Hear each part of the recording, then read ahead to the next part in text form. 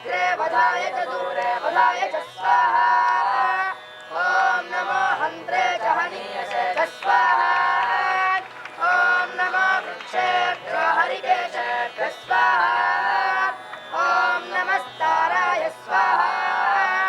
ॐ नमः शम्भवे च मयो भवे च स्वाहा। ॐ नमः शङ्कराय च महेश्वराय च स्वाहा। ॐ नमः शिवाय च स्वाहा।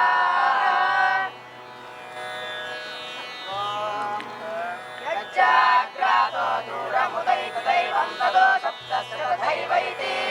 दूरं गमं ज्योतिषां ज्योतिरेकं तन्मे मनः शिवसङ्कल्पमस्तु। ॐ पूर्णाहुतिमुत्तमां ज्योति सर्वं वै पूर्णाहुतिः सर्वमेवाप्नोति। अथो इयं वै पूर्णाहुतिः अस्यामेव प्रतिष्ठति।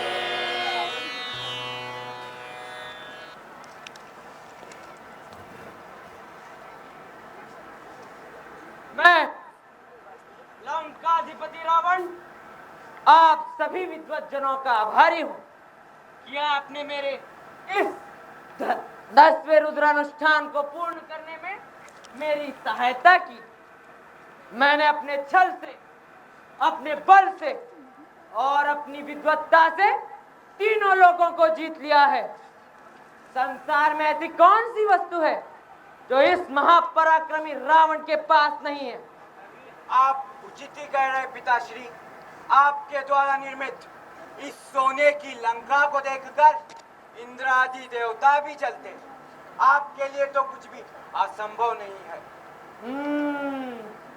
बस कमी है तो उस त्रिलोक सुंदरी सीता की, जिसे प्राप्त करने के लिए ही तो यह अनुष्ठान आयोजित किया है।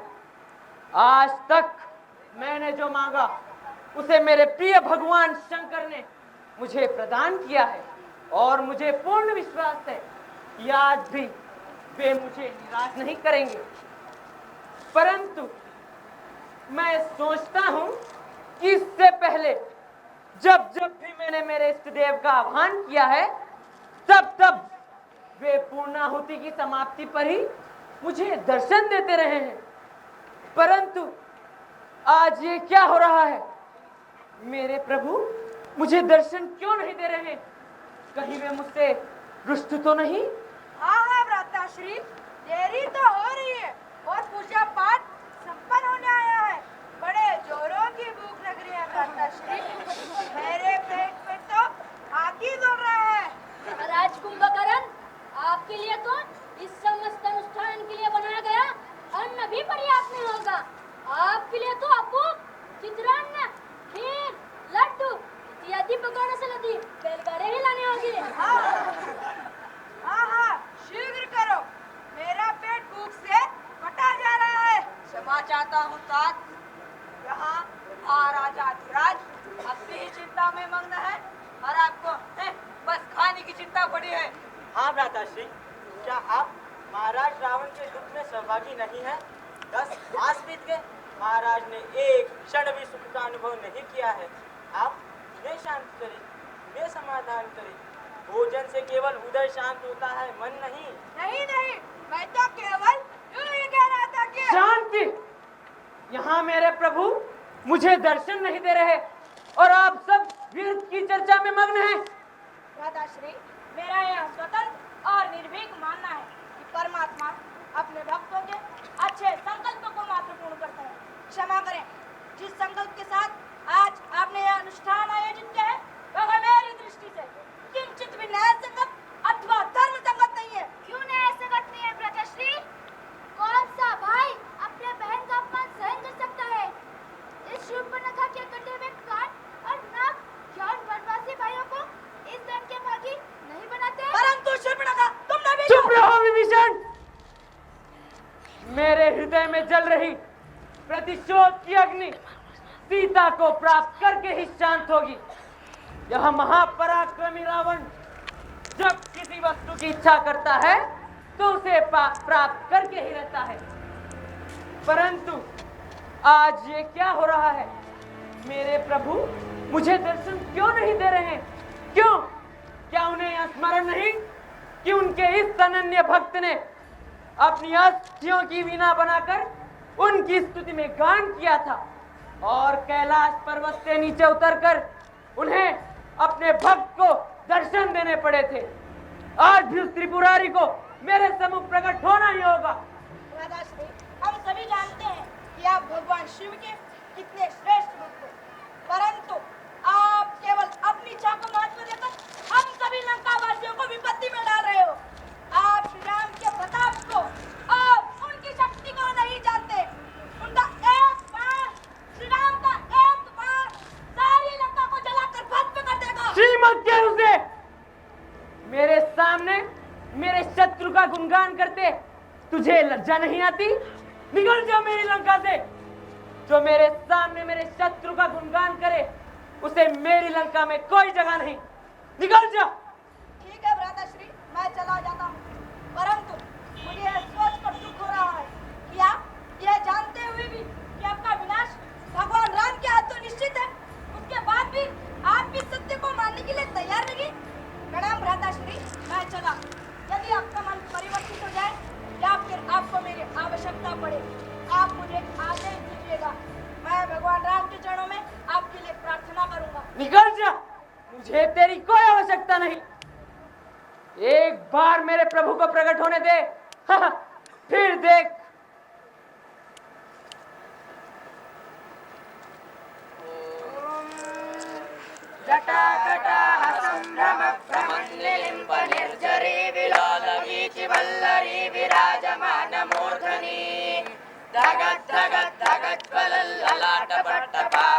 किशोर चंद्रशेखर रज प्रतिष्ठनम मम।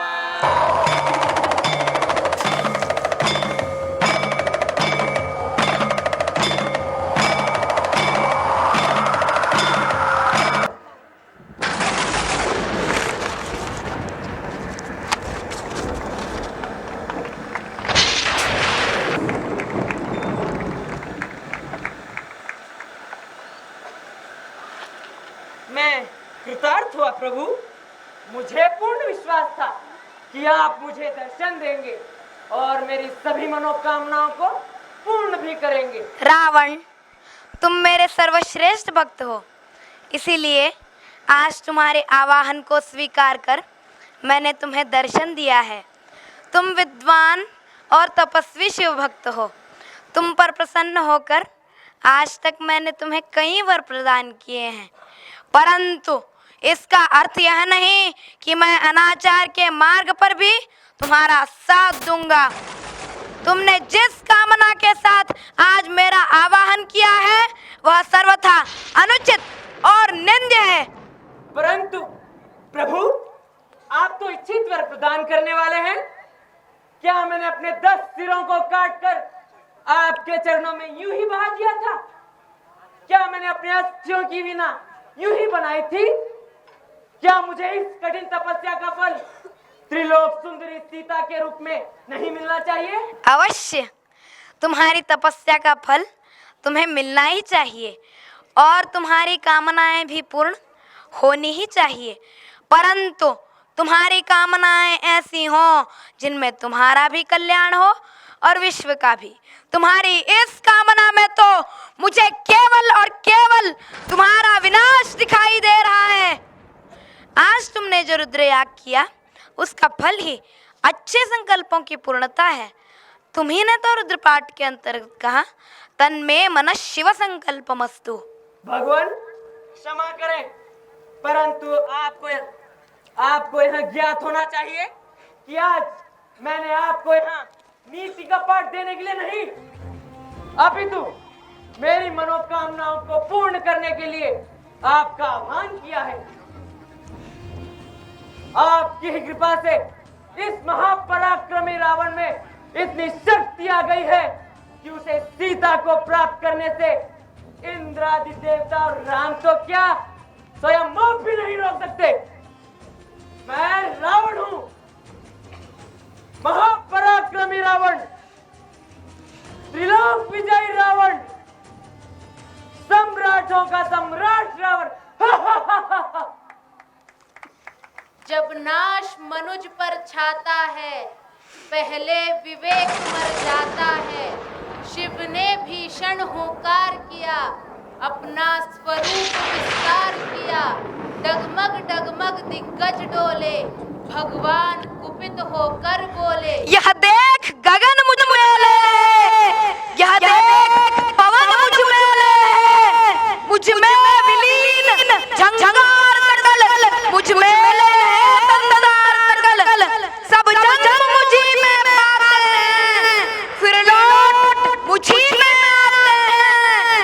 मैं जब भी मूंदा हूँ लोचन, छा जाता हजारों और मरण, फूलों का तल पाताल देख, गत और अनागत काल देख, अमरत को फूलता है मुझ में, संहार झूलता है मुझ में। अंबर का मुदल जाल देख, पद के नीचे पाताल देख, मुट्ठी में तीनों पाल देख, मेरा स्वरूप विकराल देख, मेरा स्वरूप विकराल देख।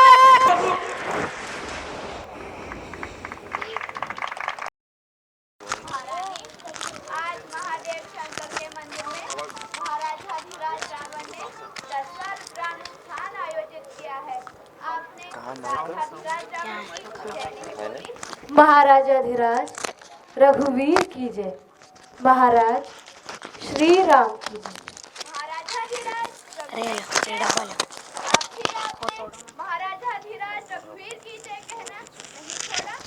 आज 10 मास बीत गए आपको पाने के लिए महाराज ने भगवान शंकर के मंदिर में उत्सव किए।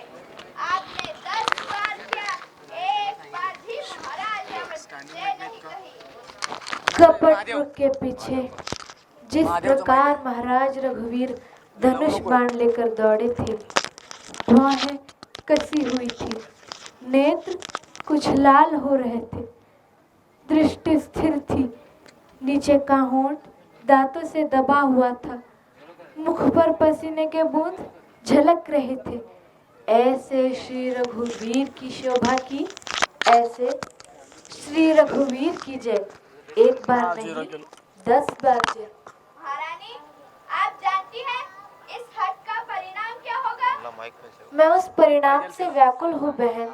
यदि शरीर से श्री प्रभु के दर्शन न कर सकूं, तो प्राण से ही उनके समीप पहुंच सकूं। महाराज से जाकर कौन कहे कि तुम अभी तक नहीं आई और सीता तुम्हारे विरह में। सावधान! असुरराज रावण पधार रहे हैं। महारानी, महाराज रावण इधर आ रहे हैं। विचित्रा, तू बाहर जाकर महाराज का स्वागत कर। बहुत अच्छा। महारानी, अब सिद्धियां क्यों कर रही हो? आज तो का दिन है। महाराज रावण ने आज भगवान शंकर की पूजा कर स्वयं वेदपाठ किया है और पूजा करने के पूर्व महाराज ने आज्ञा की थी कि आज महारानी सीता का श्रृंगार हो। जिसके हृदय में रघुवीर है, उसे श्रृंगार की आवश्यकता ही नहीं है। रघुवीर का स्मरण करते हुए आप थकते नहीं। आज आप इस नाम को भूल जाए। इस समय महाराज रावण का नाम सबसे ऊंचा है। उफ, आज महाराज की कितनी भव्य मूर्ति थी। मस्तक पर त्रिपुंड, भौहों में कितनी कमनीयता, जैसे यज्ञ के धुएं की खाली रेखाएं हो। नेत्र यज्ञ से कुछ लाल थे, हाथ में चंद्रहास तलवार थी। क्यों चित्रा? हाँ सौदामिनी, हमारे महाराज कितने भव्य लग रहे थे। महाराज की भक्ति की सीमा नहीं है। वे कितने बड़े शिव भक्त हैं, यह तो सारा संसार जानता है। महारानी सीता, ऐसे शक्तिशाली महाराज की बात स्वीकार करने में तुम्हें क्या संकोच है? बड़े से बड़ा जुगनू भी चंद्रमा की समानता नहीं कर सकता। मैं महाराज रघुवीर के अतिरिक्त किसी का नाम नहीं सुनना चाहती। महारानी, सावधान! ऐसा हट मैंने जीवन में पहली बार देखा है। देव कन्या, यक्ष कन्या, गंधर्व कन्या, नर कन्या, नाग कन्या, ऐसी कितनी सुंदरियों ने महाराज के बाहुबल पर मुंह खोला। इनमें कोई विदेह कन्या नहीं रही। महाराज की आज्ञा अनुसार आप अपना श्रृंगार करें, महाराज आने ही वाले हैं। क्या महारानी मंदोदरी के श्रृंगार से तुम्हारे महाराज को संतोष नहीं हुआ? अपने महारानी के श्रृंगार को छोड़कर जो दृष्टि परनारी के श्रृंगार की ओर जाती है, वह दृष्टि तुम्हारे महाराज ने आग में होम नहीं की। बेचारी मंदोदरी। राक्षस रावण की जय! लंकाधिपति रावण की जय!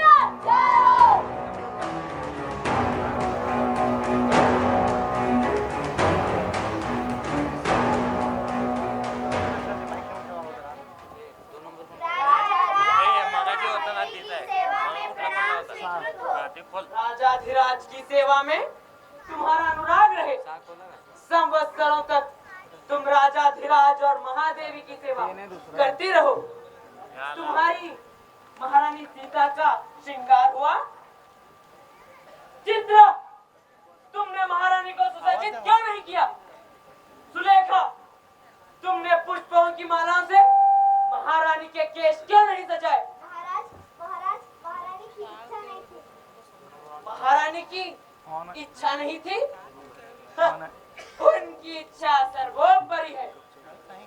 त्रैलोक की सुंदरी महारानी सीता की इच्छा का आदर होना चाहिए। अच्छा, जाओ। महारानी सीता को प्रणाम का कुछ उत्तर नहीं दिया महारानी ने। 2 नंबर दे। कहाँ त्रैलोक की शोभा का श्रृंगार और कहाँ तुच्छ दासियां। प्रणाम का उत्तर भी कैसे हो सकता है? हाँ, अगर महादेवी मंदोदरी प्रणाम करे तो संभवतः उत्तर मिले। महादेवी मंदोदरी, यह निष्ठा देखी महादेवी, एक तपस्वी के प्रति यह निष्ठा। संसार में किसी नारी के पास ऐसी निष्ठा नहीं होगी। मैं इसी निष्ठा से प्रभावित हूँ महारानी सीता। परंतु यह निष्ठा श्रृंगार के साथ नहीं, आज तो श्रृंगार होना चाहिए था। आज के पुण्य पर्व में देवाधिदेव शंकर स्वयं आए थे। महादेवी, तुमने भगवान शंकर की छवि नहीं देखी? मैं तो आपकी और भगवान शंकर की छवि में कुछ समय तक अंतर भी नहीं कर सकी। यदि उनके हाथ में त्रिशूल और आपके हाथ में चंद्रहास न होता तो दोनों का स्वरूप एक ही था महाराज। ठीक है, भगवान और भक्त में एक रूपता तो होनी ही चाहिए। परंतु आज वे मुझसे रुष्ट थे कि मैं अनाचार और अधर्म पूर्वक महारानी सीता का हरण कर उन्हें प्राप्त करना चाहता हूं। परंतु मैंने उन्हें कह दिया है कि उनकी ही कृपा से इस महापराक्रमी रावण में इतनी शक्ति आ गई है कि वह जो करे वही धर्म, कि वह जो करे वही न्याय।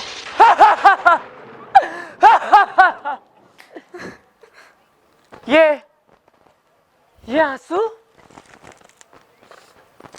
आपके सौंदर्य के अनुरूप नहीं है महारानी सीता। आपके सर पर केश की एक ही वेणी, यह मैली साड़ी, यह भूमि पर गड़े हुए नेत्र, यह उदासी जैसे चंद्र के साथ अंधकार निवास करता हो। क्यों महादेवी, चंद्र के साथ अंधकार कैसे निवास करता है? चंद्र के साथ नहीं, चंद्र के भीतर अंधकार निवास करता है महाराज। वह अंधकार नहीं है महादेवी, वह तो मेरा आतंक है, मेरा भय है, जो चंद्रमा सदैव अपने हृदय पर लिए फिरता है। संसार के लोग उसे कलंक कहते हैं, किंतु वह राजाधिराज रावण के प्रति भय है, आतंक है। इस समय जाने दो इन बातों को। मुझे तो इन नेत्रों से त्रैलोक की सौंदर्य को देखना है। महारानी सीता, आज सौंदर्य में वाणी नहीं है, पुष्प में सुगंध नहीं है, चंद्रमा में किरण नहीं है। मैंने सारे भूमंडल का पर्यटन किया, स्वर्ग के देवताओं को जीता, पातालपुरी के नागों को अधीन किया, किंतु ऐसा दिव्य सौंदर्य नहीं देखा। मैं समझता था कि मेरी महादेवी ही सौंदर्य की स्वामिनी है। महाराज, आप मुझे व्यर्थ आदर दे रहे हैं। तब तो महादेवी तुम भी यह स्वीकार करती हो कि महारानी सीता तुमसे अधिक सुंदरी है। हाँ महाराज, मैं इसे स्वीकार करती हूँ। तब तो महादेवी आपको महारानी सीता की सेवा करनी चाहिए।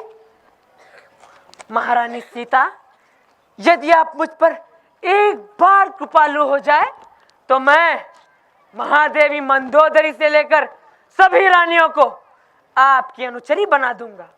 बोलिए, क्या आप महादेवी मंदोदरी की सेवा स्वीकार करेंगी? महादेवी मंदोदरी, मैं आपसे केवल एक तृण चाहती हूँ। तृण? केवल तृण? क्यों? किस लिए? महादेवी, इन्हें एक सोने का तृण ला कर दीजिए। इससे महारानी अपनी स्वीकृति लिखेंगी और साथ ही काले पत्थर की एक कसौटी भी। उस कसौटी पर वह स्वर्ण रेखा जैसे अंधकार पर सूर्य के किरण के समान होगी। वही महारानी की स्वीकृति होगी। नहीं महादेवी मंदोदरी, मैं आपसे केवल भूमि का तृण चाहती हूँ। यह किस लिए? मैं जानती हूँ महाराज, किस लिए। क्या महारानी सीता की इच्छा पूरी की जाए? उनकी इच्छा सर्वोपरि है। तृण को मेरे सामने रख कर ही बात करें, मुझे इससे कोई आपत्ति नहीं है।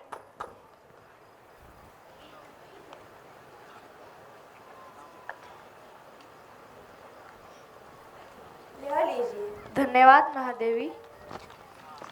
महारानी सीता, मैं अपने प्रस्ताव की स्वीकृति चाहता हूँ। मैं कब से महादेवी को आपकी सेवा में नियोजित कर दूं? एक स्त्री का अपमान करने के पश्चात दूसरी स्त्री का अपमान करने का प्रस्ताव, इस मूर्खता के संबंध में मैं क्या कहूँ?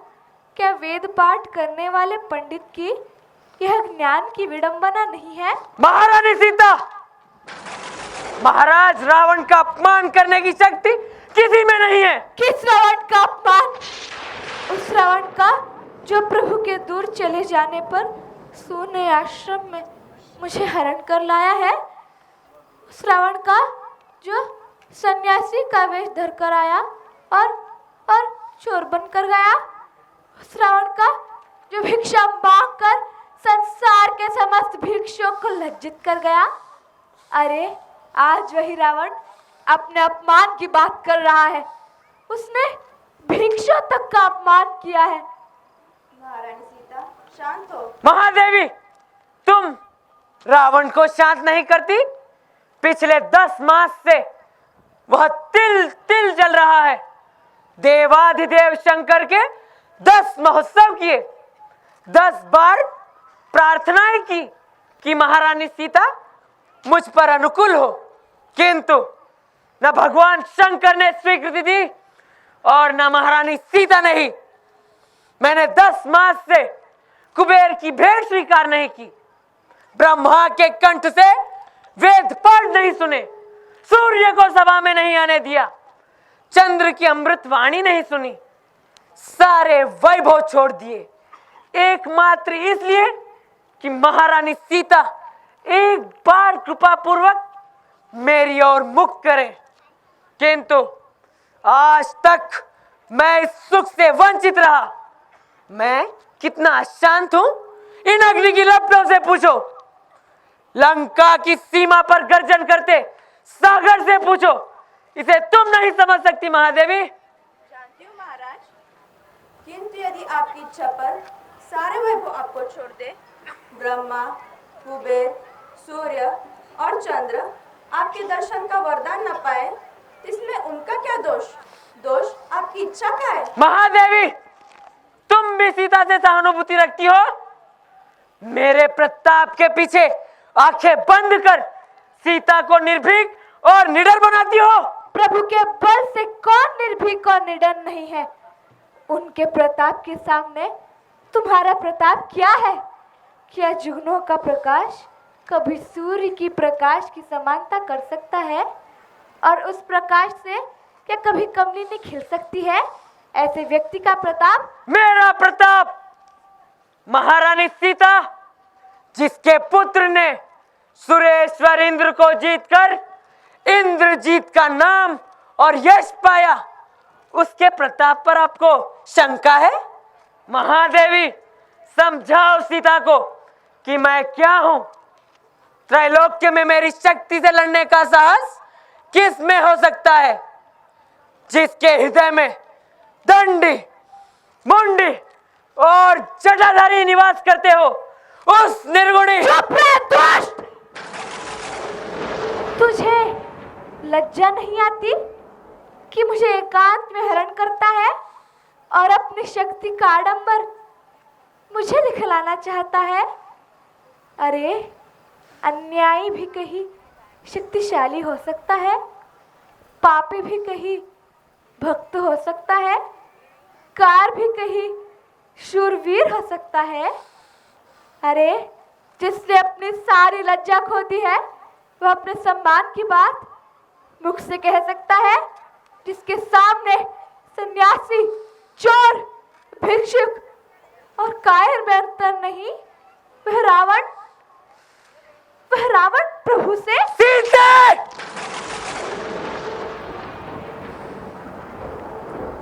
महादेवी मंदोदरी, मुझे आज अपने जीवन के अंतिम क्षण दिख रहे हैं।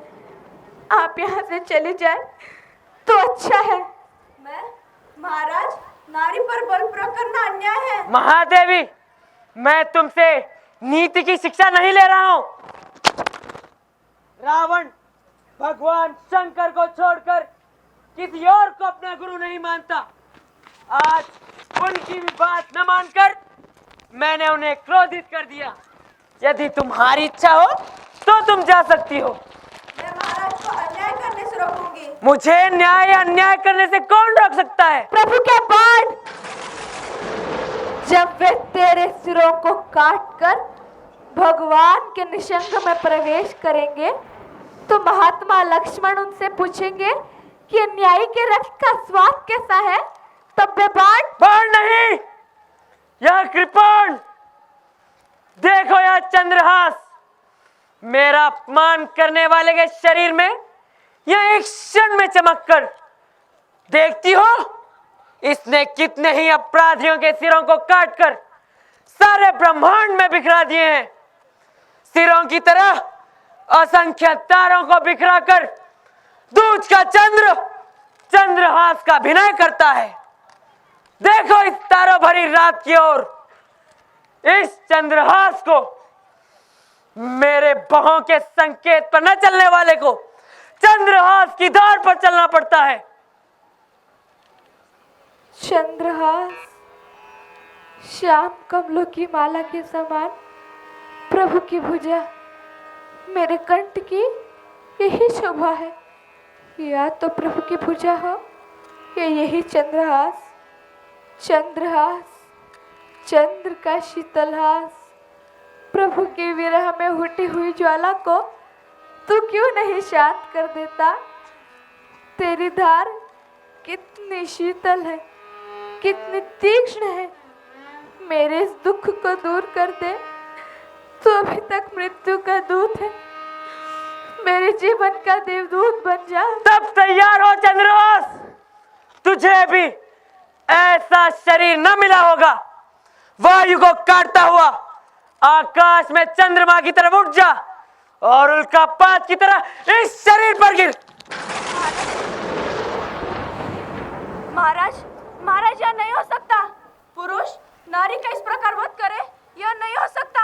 यह अन्याय है। पहले मेरा वध कीजिए, मेरा वध कीजिए। महादेवी, यह क्या? नहीं महारानी सीता, महाराज पहले मेरा वध कीजिए। यह अन्याय मैं अपने सामने नहीं होने दूंगी।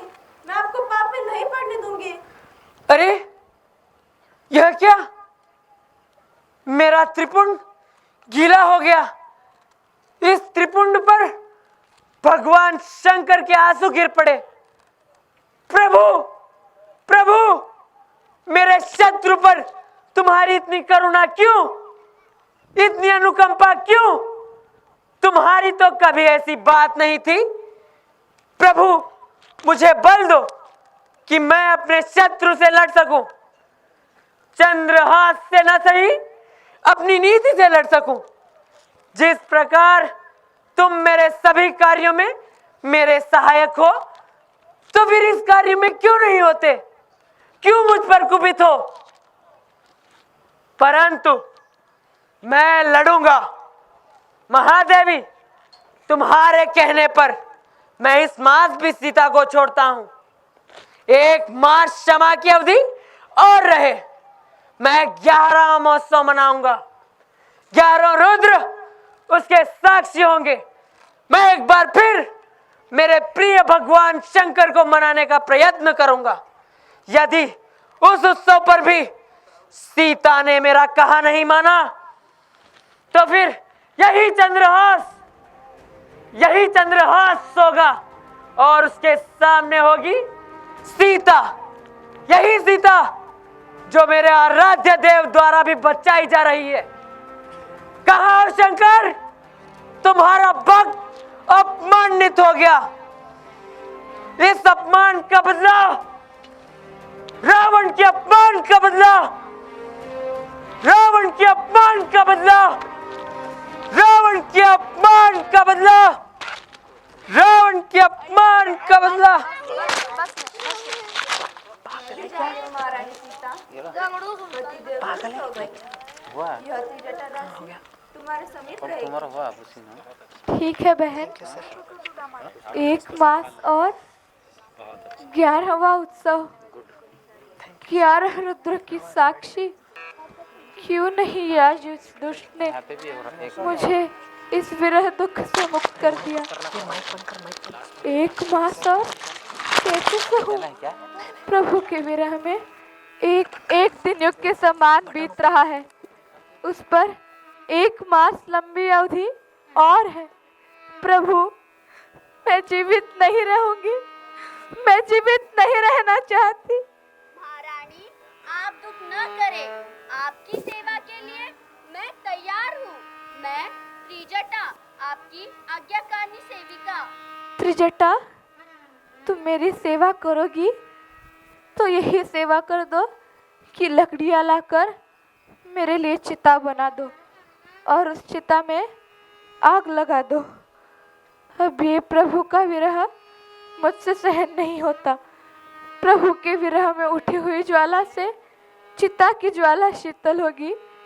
मेरे प्रेम को सार्थक करो और मुझे चिता में जल जाने दो। आप शांत हो, प्रभु राम आपका उद्धार अवश्य करेंगे। आपने ही तो कहा था प्रभु के बाद। हाँ, कहती जाओ देवी, कहती जाओ, मैं प्रभु की बात सुनना चाहती हूँ।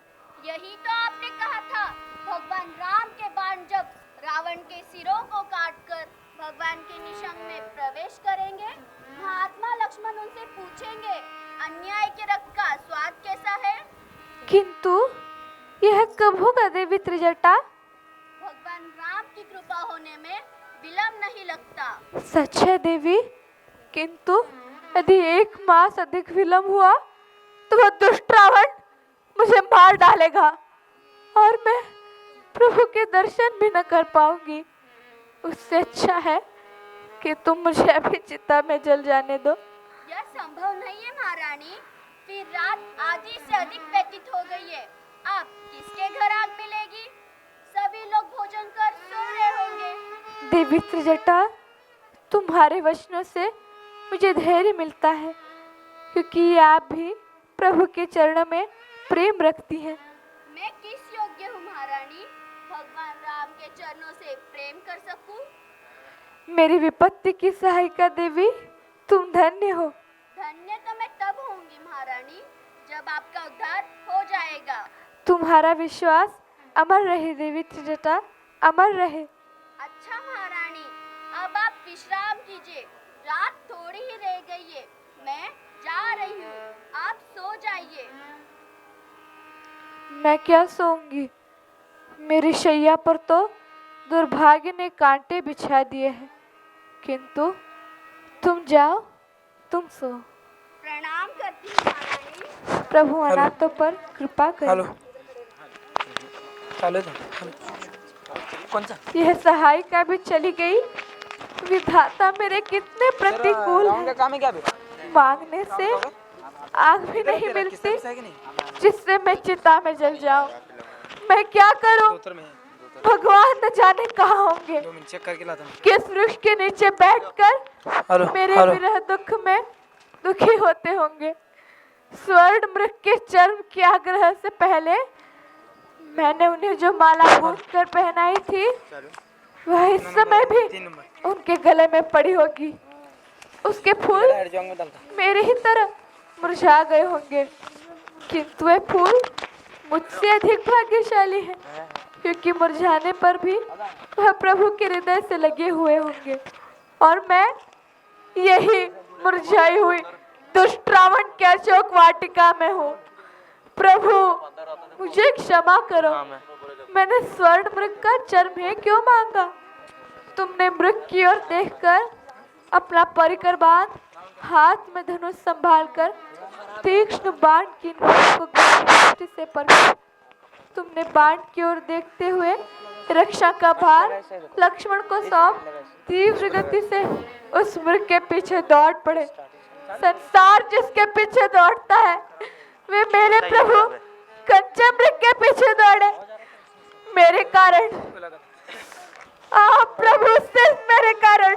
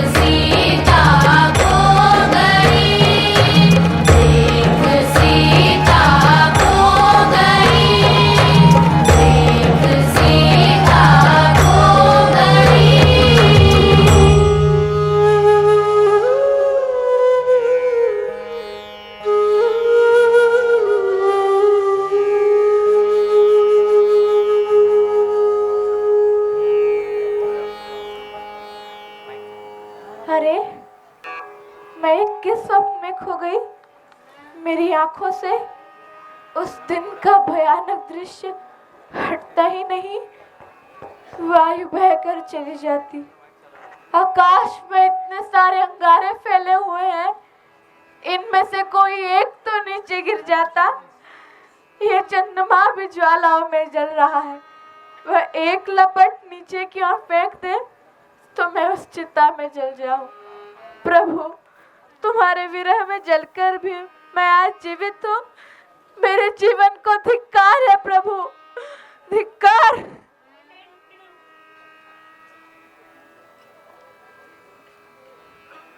अरे, ये कैसा शब्द? क्या आकाश से कोई तारा गिरा या अशोक वृक्ष ने मेरे जलने के लिए अंगार डाल दिया? वैसे ही तो कुछ चमक है, देखो।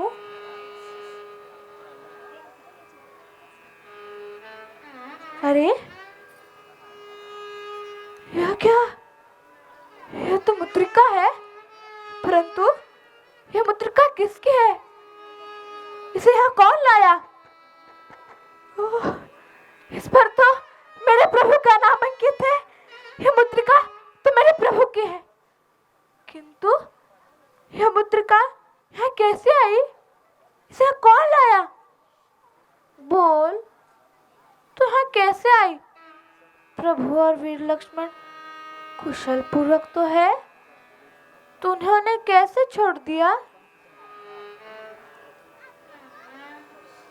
उन्हें सब छोड़ देते हैं। नगर में लक्ष्मी ने उन्हें छोड़ दिया, वन के बीच में मैंने उन्हें छोड़ दिया, और मेरे विरह दशा के मार्ग में तूने उन्हें छोड़ दिया।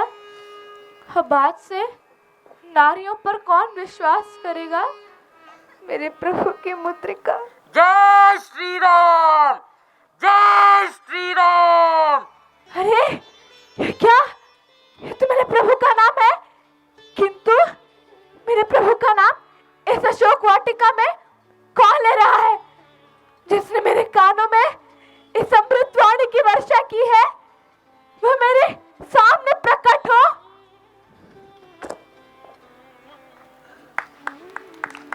माता सीता, मेरा सादर प्रणाम स्वीकारो। मैं करुणा निधान श्री राम की शपथ लेकर कहता हूँ कि मैं श्री राम का दूत हनुमान हूँ। आप मुझसे मुख फेर कर न बैठे।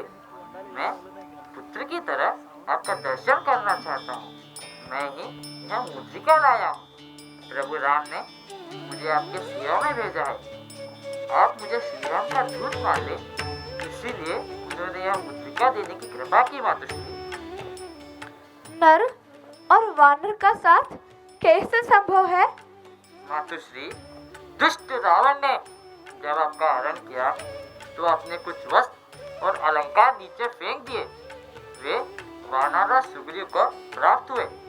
मैं वानर सुग्रीव का सहायक हूँ। मातुश्री, मैं ही इतना सौभाग्यशाली हूँ कि मैं आज आपके चरणों के दर्शन कर रहा हूँ। मैं रामदूत हनुमान हूँ। मातुश्री, तुम्हारे वचनों पर मुझे विश्वास होता है। तुम मन, वचन और कर्म से प्रभु के दास लगते हो। कहो, मेरे प्रभु कैसे हैं और वीर लक्ष्मण कैसे हैं? मेरे प्रभु कैसे इतने निष्ठुर हुए कि अभी तक नहीं आए? क्या कभी वे मेरा स्मरण करते हैं?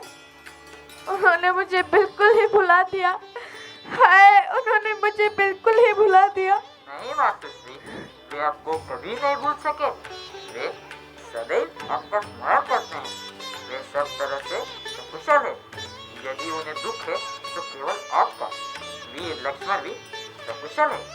आप किसी प्रकार की चिंता न करें। आपके प्रति श्री राम के हृदय में जो प्रेम है उसका अनुमान नहीं किया जा सकता। मातुश्री, क्या मेरे नेत्र उनके सुंदर श्याम शरीर को देखकर शीतल होंगे? मैं कितनी अभागिनी हूँ। मातुश्री, प्रभु श्री राम इसका स्मरण करते हैं, उनके लिए अभाग्य कैसा?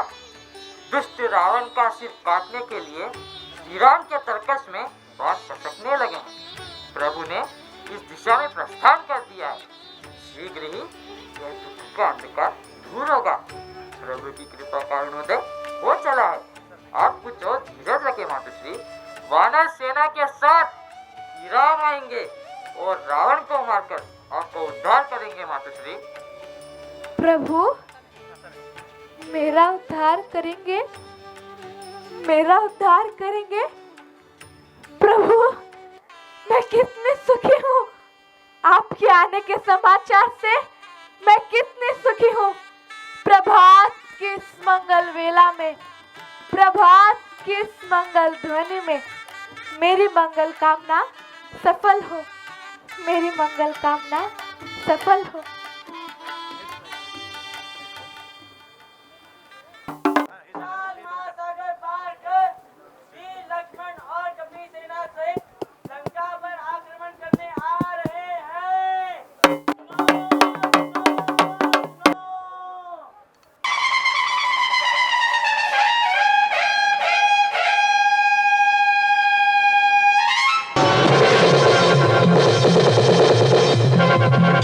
प्रभु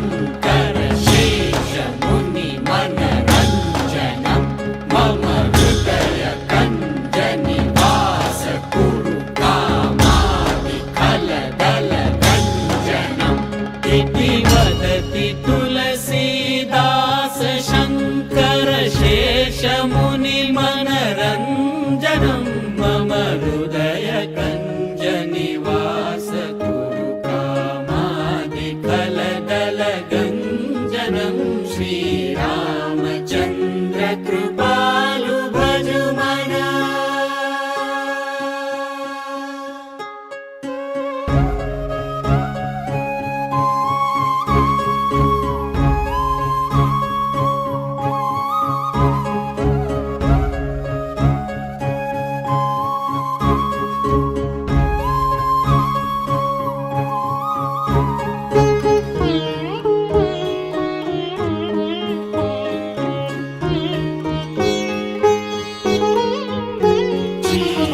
श्रीरामचन्द्र कृपालु भजु मन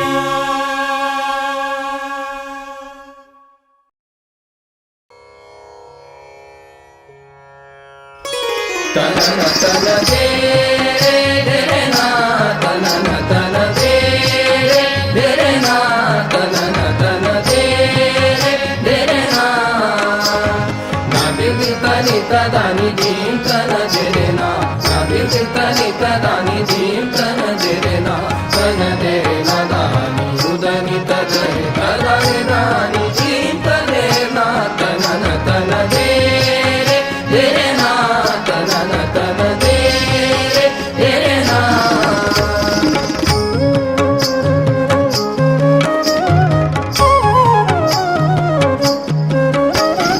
उदतन दे ना दीन तन दे ना उदतन दे ना दीन तन दे ना नादि तनि तदानि दीन तन दे ना नादि तनि तदानि दीन तन दे ना तन दे ना दानि उदनि तदरे तदानि दानि दीन तदे ना तनन तन दे ना तनन तन दे ना नादि तनि तदानि दीन तन दे ना नादि तनि तदानि